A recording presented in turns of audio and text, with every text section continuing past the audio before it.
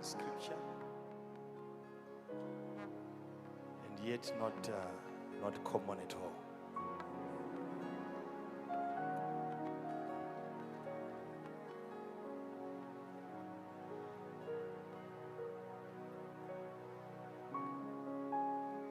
The book of John, chapter 1. Verse number 43.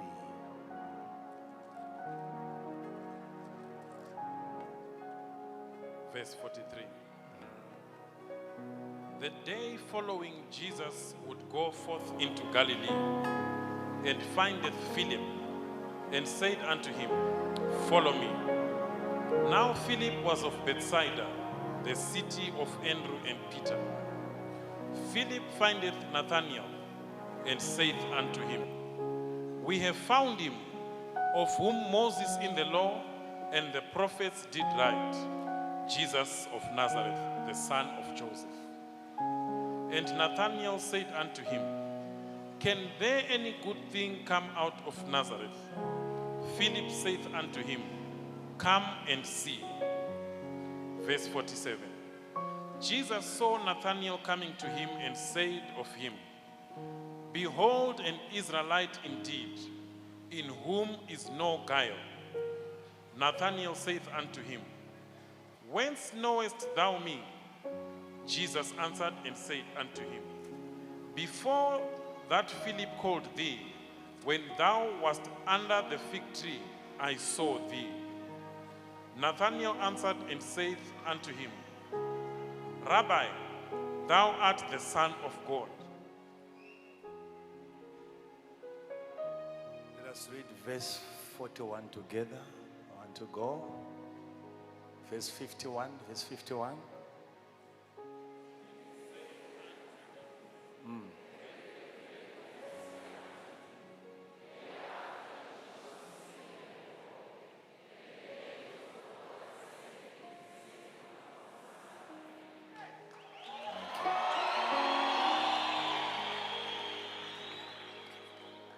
So from Tuesday going on, I'll be talking about operating under an open heaven. Atoredu nzvimbo zedu. Atoredu nzvimbo praise and worship. God bless you so much. Thank you. Thank you. Title ye message yangu ya nasi. Message yako, in fact.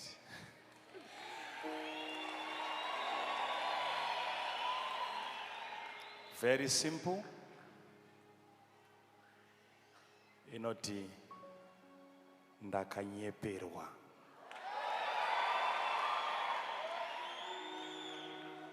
Ndakadiwe. Thank you. Chapter 1 of the book of John. I like even the introduction here, John. Presentation yake ya Kristo. The way he presents Christ. Anomutsanangura achimupa rimwe zita ratisina kujaira. John anotsanangura Kristu uye achitsanangura pakutanga ndokutsanangura Kristu achimuti shoko, ndokutsanangura kuti Kristu wakanga ari shoko pakutanga uye akanga ari kuna Mwari uye akanga ari Mwari. Zvese izvi ndinofara nokuda kwa Johani nekuti Johani haatangire nyaya yake kwainoperera, anotangira nyaya painotangira. Saka ndinofarira chapter 1 because chapter 1 yaanechepakati mbichana pavhesi ya 43 apa. John anointrodusa nyaya yokudaidzwa kwavarume vanonzi madisciples. but vachidaidzwa naiye anonzi shoko, achishandisa shoko kuvadaidza. Jesu unounganidza vadzidzi vake, haana kuvawana vese vari muchechi imwe chete kana kuti vari muchechi. No. Chinondifadza madaidzerwo akaitwa vadzidzi vaJesu, ipapo pega pane nyaya. Jesu achitsvaka varume vekushanda navo, varume vanobata basa sebasa. Jesu uchiberekwa, wakaberekwa pamazuva okunge chechi dzavako kare. Kuri kunamatwa kare. Kune varume vanoita zvemirayiro kare. Kune vakuru vedzisvondo kare.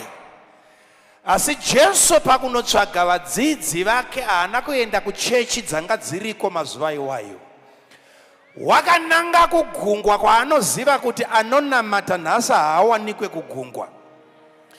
Ndokunotsvaka varume vasimo muchechi, but vanogona kubata mabasa epanyika pano, vane chekuitawo panyika. Ndokunoti regedzai zvokubata hove munditevere mugove varedzi vevana. Mekandinzwika zvakanaka ipapo. Uri kuona here kuti kubva pacalling yako chaiyo chaiyo ndo pakatangira kuti vavengi vako vatange kuwanda, vatange kurwa newe. Nekuti varipo vanga vakafitwa nokudaidzwa naMwari, asi Mwari ndokuvasiya, ndokuuya nokubhawara wakanga wadhakwa zvako wakapera basa, Mwari ndokukudaidza, ndokupfuura nekudzinza rekwenyu kusina kana one waifarira zvekunamata izvi. Mwari ndokukuti uya pano tiite basa. Saka ndoda kuti utange nokuona kuti kudaidzwa kwega kwawakaitwa naMwari zvine muvengi mukati. Ameka ndine munhu andiri kuparidza ari kunzwa ari pano. Uri kufolowa zvakanaka. Yanhasi ndoda kuti ndichiiparidza, ibva waitora isa muhomwe. Homwe yazara, tora isa mubhegi. Bhegi razara, ita yekumedza chaiko kuisa mukati mako. Toda vane makaro eshoko raMwari vanoita hokukambura chaiko chaiko. Pangodomwa utano ndehwangu, parehwa maropafadzo ndoangu iwayo. Ndoda mukafarisa mukaparidza muchato, ndowangu wandafambira iwoyo. Menowana ndine chechi iri alive iri pano zuva ranhasi. Jesu anonodaidza vasina kufitwa nezvekunamata. Ambonyatsotarisa fesi yako pagirazi ukaona wakafitwa nekunamata iwe. Vakanyatsofitwa nokunamata avapo pano. Vakafitwa nekuziva zvinhu zvaMwari ndo vasina kana chavanoziva zvavo.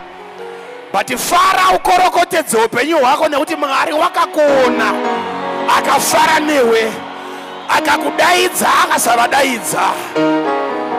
Imbopemberera ipapo chete, mhani sati imboenda kure. Mwari wakandiona akandifarira.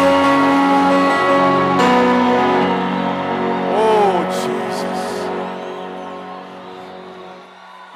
Jesus. Zvinorwadza kuti vana madhigirii varipo, Mwari unotora madofo. Vakapedza zvikoro varipo, Mwari unotora vakagumira panzira.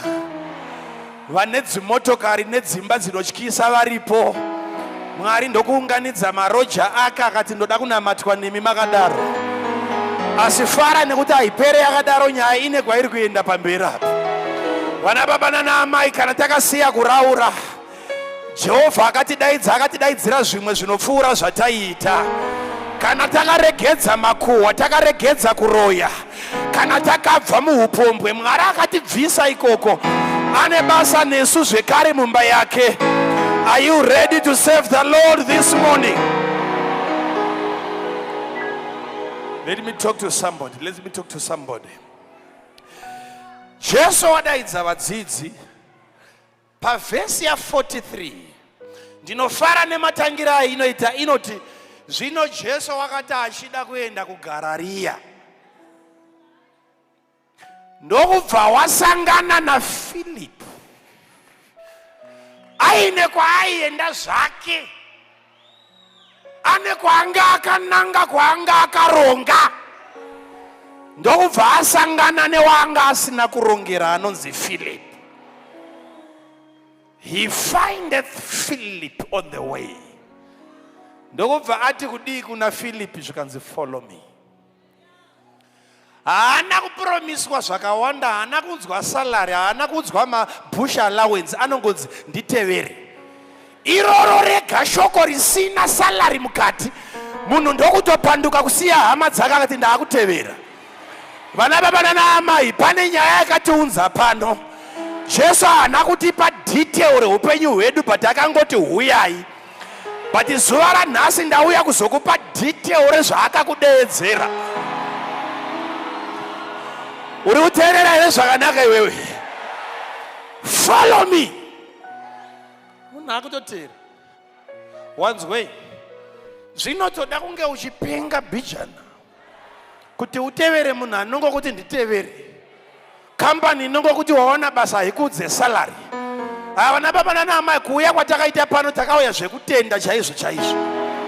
Hatina dzakawanda dzatakambenge tataurirwa but tauya sezvizvi regai muridzi wekambani atange kuparura nyaya dzake zvakanaka-naka.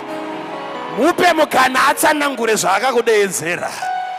Are you ready for your benefits this morning? Follow me. Philip ndokuti ndisati ndakutevera rege ndimboita something.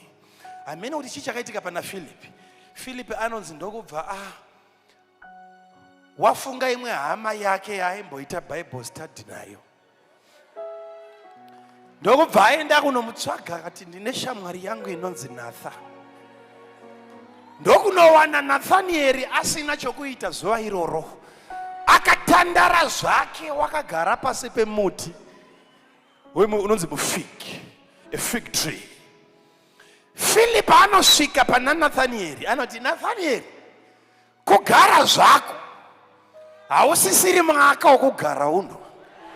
Kutandara zvako pano pane kwaungana vamwe, pane kwaungana vamwe, pane kwaungana vamwe. Tamuwana. Ndoda kumbotanga nekukorekta ipapo ndava ndo title yemessage yangu. Anditika tamuwana.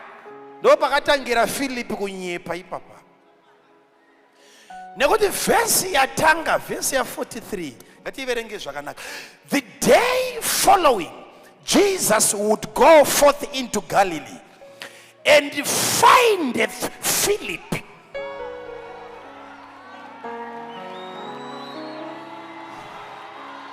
Philip ndokuyenda kuna Nathaniel.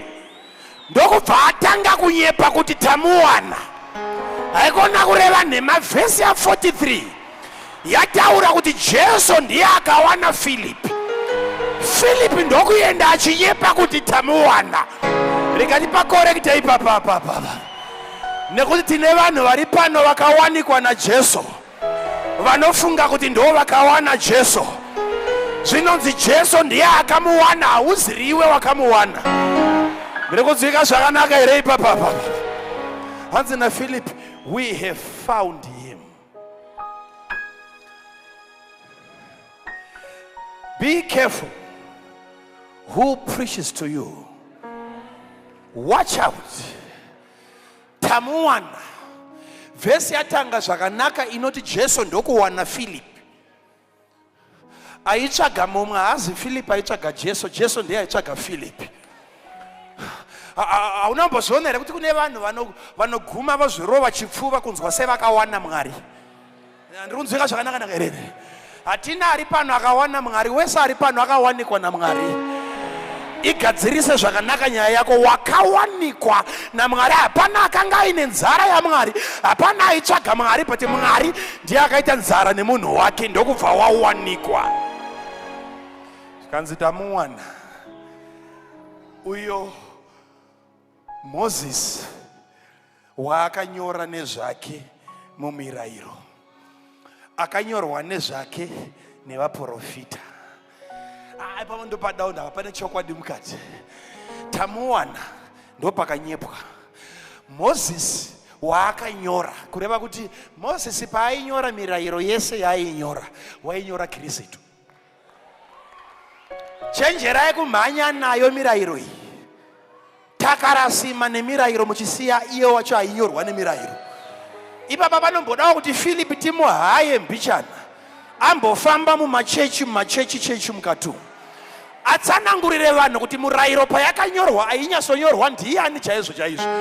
Makorokoto kuna Philip akapiwa a good revelation, nekuti vamwe vakatakura mirayiro ine gumi vakasiya iye muridzi wemirayiro wacho.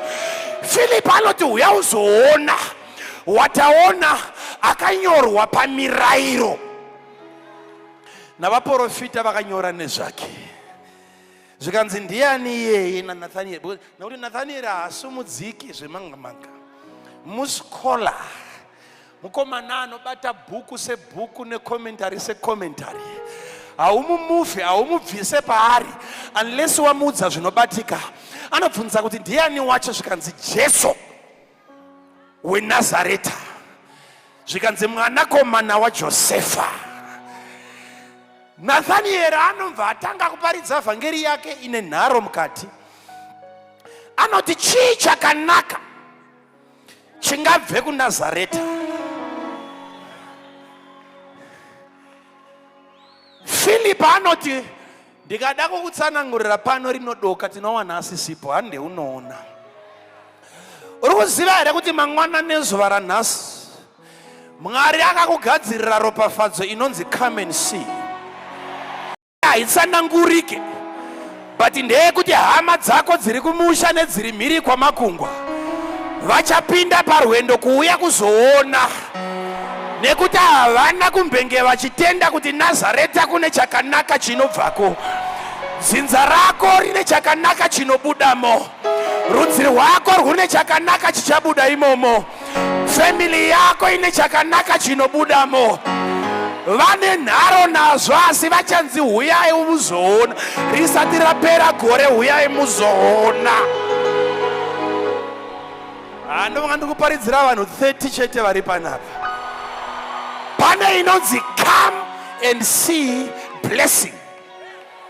Haitsananguriki kuti vafunge kuti mota yakatengwa newe hazvibvumiki, kuti vatende kuti imba yakavakwa nemunhu mupenyu hazvibvumiki. Asi kana vaita nharo mumwe pakati pavo achavaudza kuti uyai muzoona. Ndinokuprofita gore rino sati rapera ngavauye kuzoona. Vavengi vako ngavapinde parwendo rwokuzoona.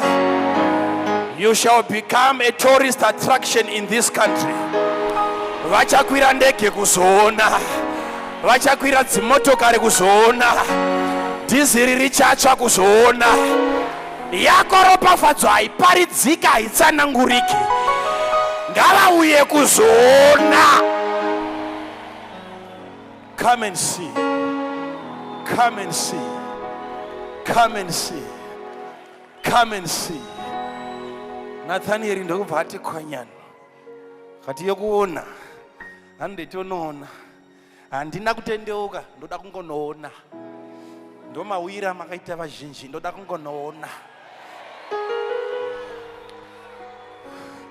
Nathanieri ndokusumuka, ndokuendwa naye. Achisvika pana Jesu ari nechekokoko, Jesu ndokubva ati ndee, ndokumutarisa. Bible not, and Jesus said unto them, not unto Nathaniel. Jesu ndokutanga kutaura nevadzidzi vakatanga kupinda chechi kare, masinia echinamato. Jesu achiona munyowana achiuya, ndokutendeukira vatsaru vagarisa muchechi. Zvikanzi hoyo muIsraelite, maari musina kunyengera. Vana baba nana America ndiprofite umwe munhu ari pano kuti chechi haina kutanga yakadai. Hazvina mhosva yakatanga nevainyengera, but kuna akazotevera kumashure ane moyo unorevesa kana akuita zvinhu zvaMwari. Hazvina mhosva kwaya payakatanga nevanonyengera, but yakazojoinwa nemumwe asina kunyengera. Hazvina mhosva department rekutsvaira parakatanga, but kune vanozouya zuva raakudoka. uri kuteerera zvakanaka. Zvikanzi hoyo muIsraelite maari musina kunyengera, in whom there is no guile. Izvozvo zvekuti uyo muIsraeri auya haanyengere, haana chitsotsi, haavhari, anorevesa, zviri kuudzwa vagara muchechi kwamakore. Havasati vaudzwa komenti yakadaro. Ndiri kuzwika? Hazvina kuudzwa Nathanieri. Zvinobhohwa, zvinosvota. Ndava zviri kuudzwa isusu tafamba nemi kwamakore. Uyo haana zvaataaita uyo. Ndiye akunzi haanyengera, haana chitsotsi mukati. Ko isusu takafamba nemi, tatanga nemi kubva kuvhesi yese yekutanga. Mamboti wokudini nesu? Mwari uchakurekomenda.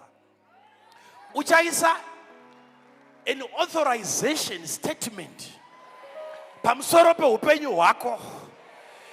Ichakuendosa for a greater move yezvinhu muupenyu hwako. But Mwari kana akuita chinoshamisa, haazi kuda kuchiita pakawanda. Anoda kutanga audza vagarisa muchechi vacho kuti ndaakuda kuitira zvakanaka mukomana ari papa, amai vari papa, sisi vari papa. Zvinyatsobhohwa mushe mushe. Ndichine mumwe anenere panapa. Alright. Haanyengere. Jesu anga asingatauri naNathaniel. Muivenge zvakanaka. Jesu wakataura navo. Jesus saw Nathaniel coming to him and said of him, not to him. Ndokutanga kutsanangura nezvemunyowani. Zvichiudzwa kwete iye wacho munyowani, but vagara naye.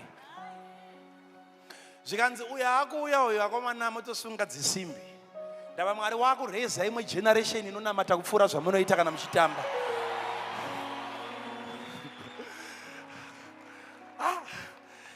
Nathaniel answered, verse 48. And Nathaniel said unto him, whence knowest thou me? Nathaniel haaziri anga achitaurwa naye.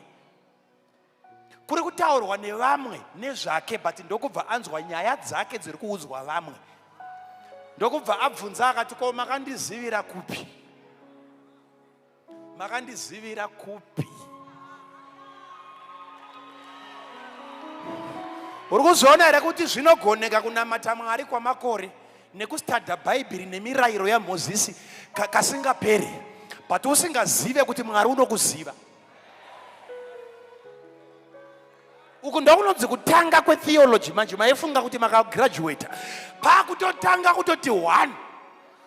Murume anoverenga Bhaibheri zuva rega rega, but nhasi anobvunza Mwari kuti makandizivira kupi? Tine vanhu vari kuparidza vasingamuzive. Tine vanhu vari kushumira vasingamuzive. Tine vanhu vari kukararadza nokuimba nziyo vasingamuzive. But there's only one day rauchatenda kuti pana anokuziva kupfuura zvaunoziva pamusoro peupenyu hwake.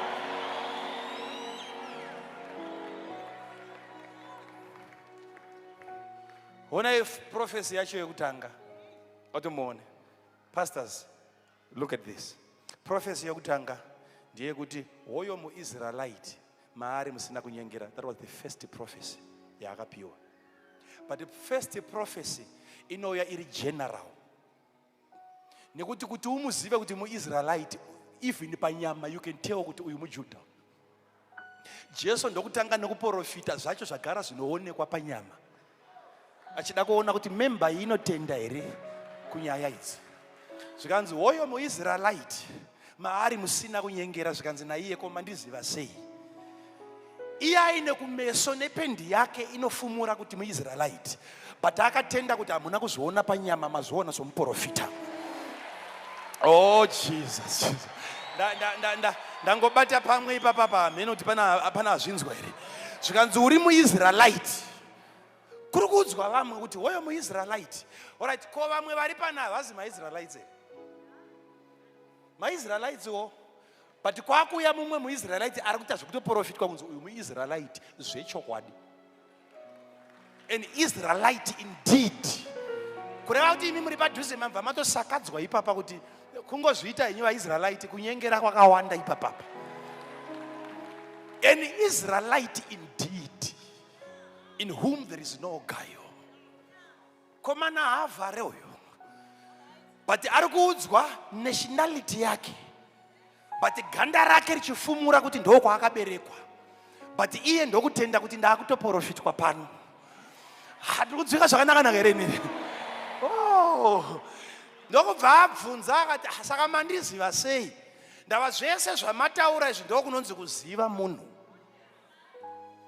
Haana kuti ko zviri pachena kandava ganda rangu. Anotoda kutoziva kuti saka mandiziva sei? Kwete zvenyu zvokuti kana makuprofitwa munoda kutanga kufunga kuti ndakazivikanirwa kupi. Iye zvakamushamisa ari muIsraelite nevhudzi rake nekumeso kwake neganda rake riri kungooneka kuti muIsraelite. But anoshamisika nechiprofita kuti mazviziva sei?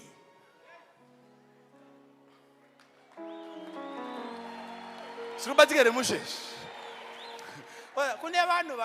Kune vanhu vanoprofitika.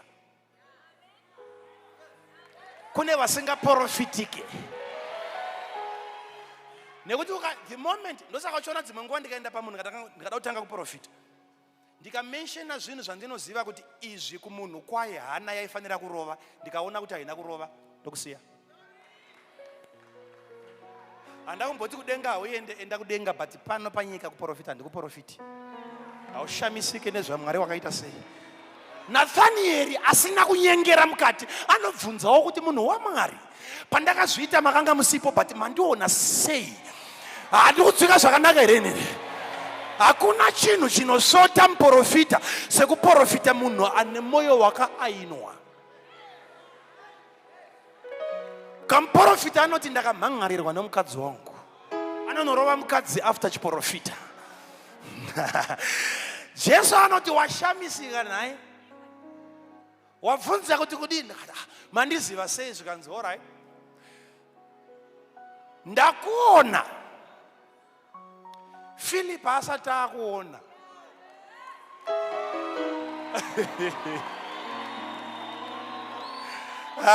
Chechi ndibatsirewo pano. Wakagara pasi pemuonde. Philip asati auya kuzokudaidza, ndiri kukuona.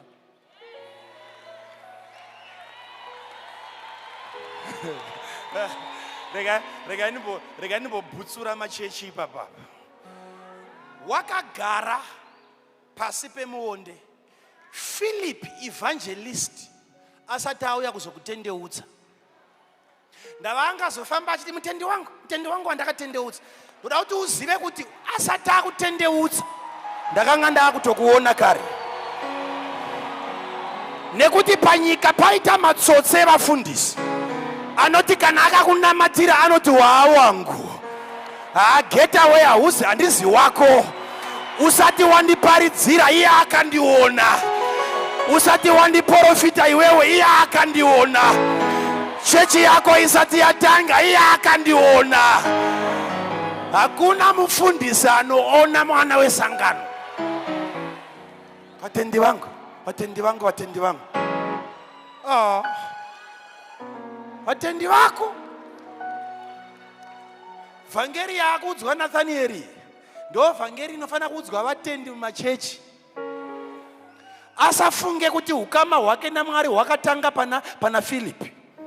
Jesu ari kudzokera kumashure before crusade ya Philip. Usati waparidzirwa, usati waonekwa na evangelist uyu, ndaikuona. Kureva kuti mufundisi wako asati atanga newe, ndakanga ndatanga newe.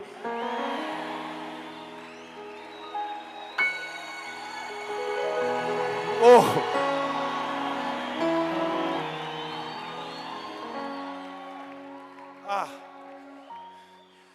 Wakagara pasi mufig tree. Ndakakuona. Philip ndokuzouya ndokutanga kukuparidzira achiti yazoona. Iwo chiita nharo. Ende ugoona futi kushamisa kunoita Jesu. Jesu wacho aakunzi naPhilip uya uzomuona aripo. Hauna kuzobata. Jesu ari kuparidzwa naPhilip ndokubva Nathanieri aramba kuti hakuna zvakadaro. Zvikanzi naFilipi, handei unoona. Ari kunzi ngatitei zvokuenda kunoona. Aripo ipapa pavari, ipapa pavari pasevhisi iyoyi aripo.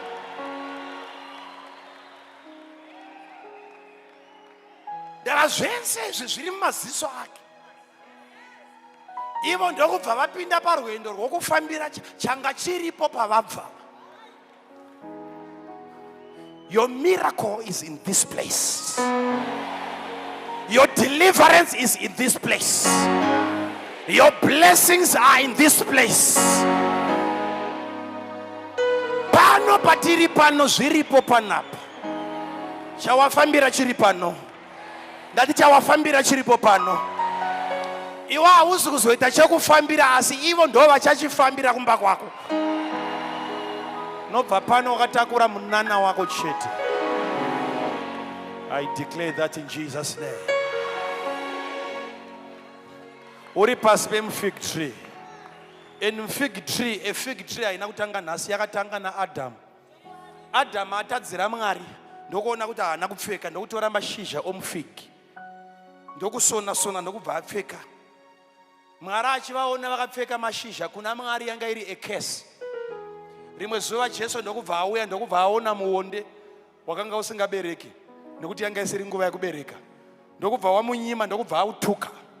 Kazhinji paunoona mufig tree muBhaibheri pane paunoreva a curse. Unomiririra kutukwa.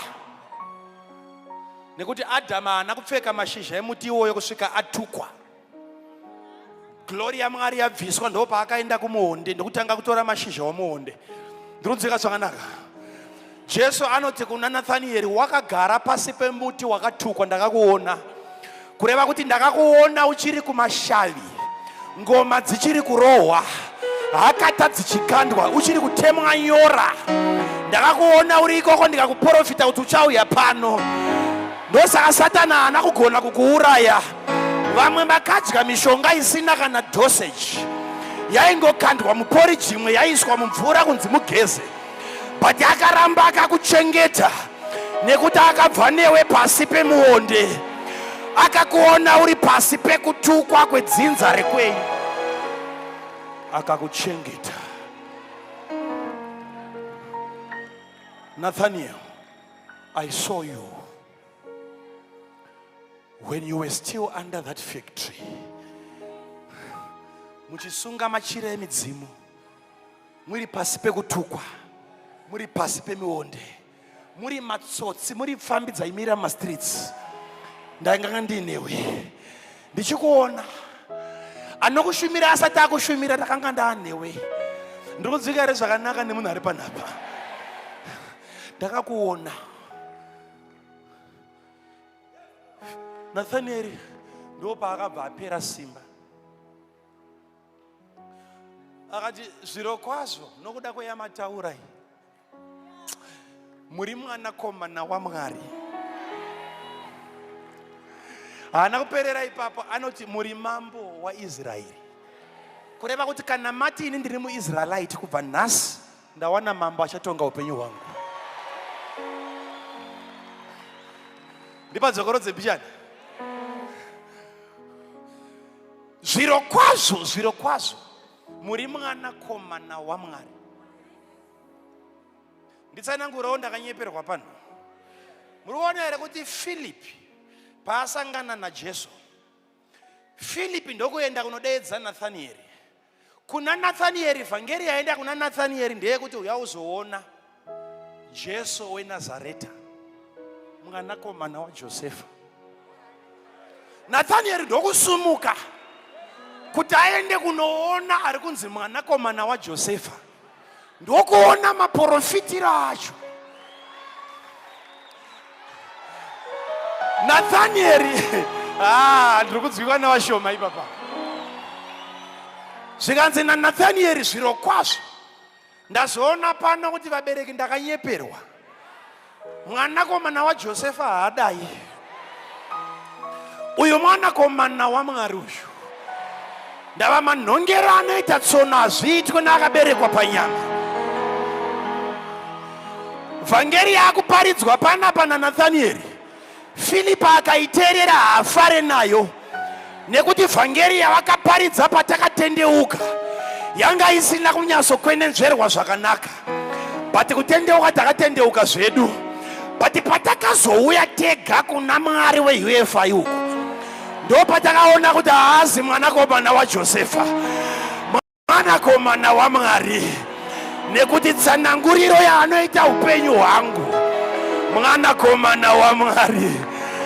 Ndiri kutsvika zva, ndakutopedza ipapapa. Vana baba, ndauya kuzogumbura mumwe munhu. Takaparidzirirwa zvatakaparidzirirwa, achizi chese chokwadi. Takanyeperwa. Takaudzwa kuti takuenda kuna Jesu weNazareta. Ndosaka takagara taramba kuti hakuna chakanaka chinobva ikoko. Patakauya tega ndokuzoona kuti vanhu vaiparidza Jesu but vaimulimita. Takaparidzirwa Jesu ane denga chete, but tauya tega takuona kuti ane zvimwe zvinopfuura ipapa. Harizi denga chete, pane mari yako ipapapa. Harizi denga chete, pane utano hwevana vako ipapapa. Ndati harizi denga chete, pane madegree needucation yemhuri yekwenyu ipapapa. Ndazvionera ndega. Filipi wakaita basa wakandiparidzira, but ndazoona kuti Jesu anopfuura zvawakaparidza. Mwanakomana waMwari, mwanakomana waMwari. Unoziva Nathaniel ari kusvika, ari kuona kuti zviri kuitwa zvacho nemwana waJosefa, dai ari kuveza zvemapuranga, taiti ndosaka uyu mushumiri ati mwana waJosefa. Hapana kana chepuranga. Unoona zvinoitika kure naye. Kati iwe Filipi ndawakaninyepera, asi wakagonawo zvako kuti pakunyepa kwako ndakauya kuzozvionera. Ndosaka takauya kuzonamata Mwari. Takaparidzirwa vhangeri yanga yakaita seyakanaka, but yanga yakashota. Tazouya tega kuno ndopatakuona kuti no, there is more to this kingdom. Pane zvimwe zvinopfuura zvatakanzwa izvi. Nathaniel ndokuramba achishamisika zvikanzi, alright mukomana, uri kushamisika nekuti ndati ndakuona uri pasi pemuti, ndozvakushamisa. Ipapa haazi kutukwa kunzi washamisikire chii, ari kuappreciatwa kuti nekuti wagona kugamuchira chiprofita chidiki, takuda kukumuvha to another level. Pana akagamuchirawo chiprofita here pano? Urikuona takumuvha kubva palevel iyi, nekuti wakaprofitwa zita, ukaprofitwa address, ukaprofitwa nenhamba dzechitupa, ukashamisika nazvo. Jesu anoti level iyi wagraduata. Ndakuda kuti ufambe neniko zvino, uchaona zvinopfuura chiprofita.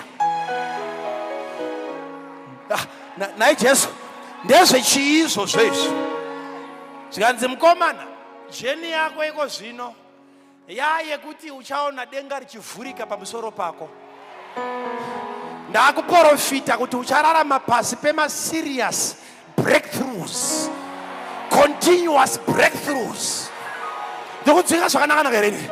Zvikanzi nditevere, famba neni. Kana wamboshamisika nechiprofita chandaita ichi, kubva chinditevera. Ndakuda kunokuonesa zvimwe, ndakuda kunokuratidza zvimwe. Iko zvino uchaona denga rakavhurika. Patichafamba vatumwa vachidzika nekukwira, vachidzika nekukwira, vachidzika nekukwira, vachidzika nekukwira, pamwanakomana, pamwanakomana, pamwanakomana. Nathaniel wakutsanangurirwa vision yakaonekwa naJacob, yakaona ladha richibva kudenga richiuya pasi, vatumwa vachikwira nekudzika, vachikwira nekudzika. Zvikanzi mukomana, famba neni, uchaona kuti ndini ndakarotwa naJacob, nekuti ndini nzira neupenyu nezvokwadi. I am the ladder to heaven. Uchaona vatumwa vachidzika nepandiri, vachikwira nepandiri. I am going to become your channel of blessings. Why? Nekuti watenda chiprofita number 1. Number 2, wakuenda pasi pedenga rakavhurika. uchanamata uri pasi pedenga rakavhurika, kutanga mabhizimusi uri pasi pedenga rakavhurika, kuroorwa nekuroora uri pasi pedenga rakavhurika, kwete zvokutatarika pese pese nezvinhu zvemanga-manga. No. Kutaura pamusoro pekuoperata under an open heaven, yekuti zvinhu zvese unenge uri muchechetere. Hapana bopoto, hapana kupopotedzana, hapana kuchema, hapana musodzi, hapana kushungurudzika, hapana stress, hapana BP. Kurarama pasi pedenga rakavhurika nekuti wakatenda chiprofita. Handiziva kuti ndichaprofita rei nhasi kana kuti ndakutoprofita kare. Ndakakuona uri pasi pemuti, uri pasi pemuti, usati washumirwa. Ndakakuona iwe uri kufunga kuti Mwari akatanga kukuchengeta wakunamata. Sei varoyi vako vaikutadza usati wakunamata?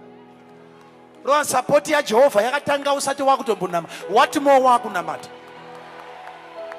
What more wakunamata?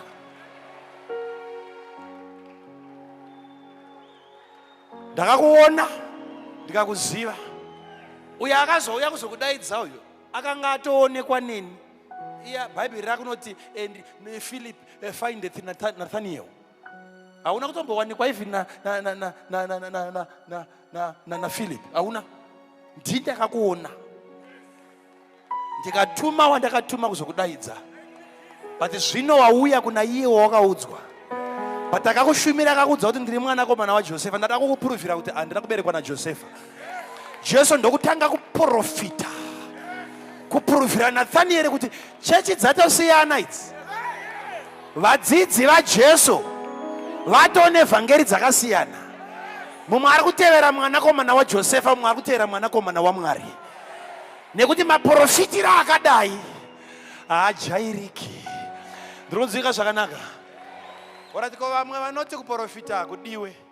Ko Jesu ari kutsanangurireko nhaye vedu zvemuti uyu. Ndava kune vamwe vanoti unokudzwa adhiresi yekumba kwako hauizivi. Ko ari kuudzwa zvepasi pemuti. Usati waudza ini Makandiwa, tanga waudza Jesu. Wakapusa stereki. Inda uchishoropodza chinhu chaitwa nemunhu, wochituka uchikanganwa kuti ndo chakaitwa naJesu. Saka muri kunamata ani kuchechi ikoko? Uyu Jesu ari kutsanangura adhiresi yemukomana wakagara pasi pemuti. Ndakakuona. Uyu akashamisika, hana kuti adhiresi yangu ndoiziva. Akashamisika akati mazviziva sei? Tiregedze tiprofite kunogara vana vevanhu. Orati ndikakuudza kuti Mwari wakuda kukuropafadza. Gore rinouya nguva yakati zvakati zvichaitika. Unozvitenda sei ndisina kumbokuudza zvimwe zvaunoziva? Unomwa kuti profesi yekuudza munhu kuti uchadai, ucharopafadzwa, uchadai inonetsa iyoyo. Matsotsi ese anoigona. Ndo chiprofita chematsotsi anonzi ma-lightweight prophets. Chokufundira. Hakuna ndiani wanga profita kuti God is going to bless you oti no. Muudze zita reSmall House, wona achibvuma, woziva kuti wakuprofita. Paine ma-thousands evanhu. Munhu osumudza maoko kuti munhu waMwari ichokwadi. Ndikazokuudza zvemari iri kuuya, ndokuti utende kuti mari iri kuuya.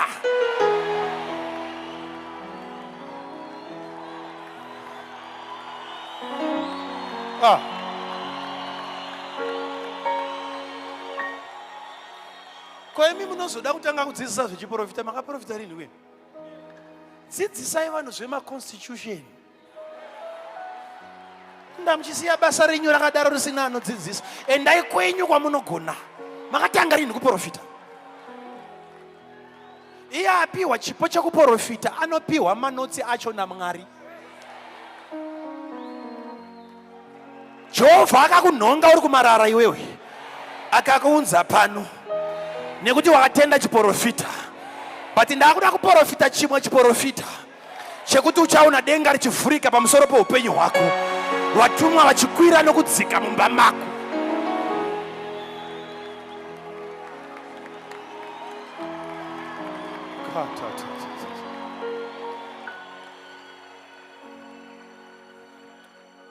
Can I talk to somebody?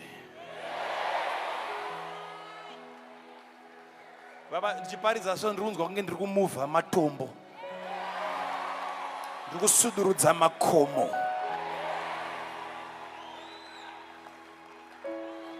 Uchaona? Kuramba uchishoropodzerwa chechi yako uchiramba uchidzoka uchaona kuti zvinobhadhara izvo.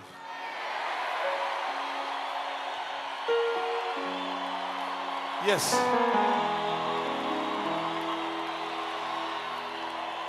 Hakuna nterere zvakanaka. Hakuna chechi inonzi iri pure pamberi paMwari isina kuenda through fire. Hakuna gold raunonhonga riri pure. It has to go through fire. It has to go through fire. It has to go through fire. Mwari paari kutipinza muchoto. Paari kutipinza muchoto. Uri kuti perfecta.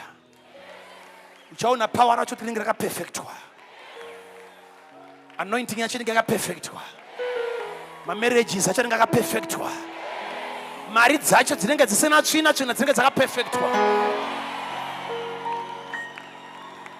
I prophesy an open heaven upon you. I prophesy an open heaven upon you. I prophesy an open heaven upon you.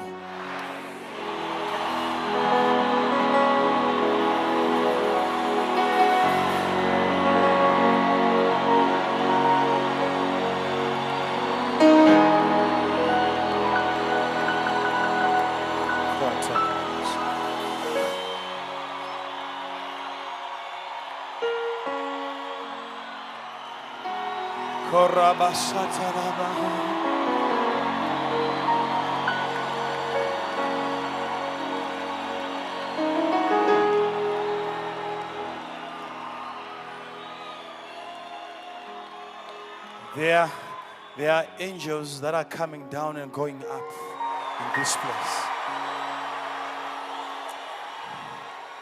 Yes, I'm sensing the move of the Spirit of God.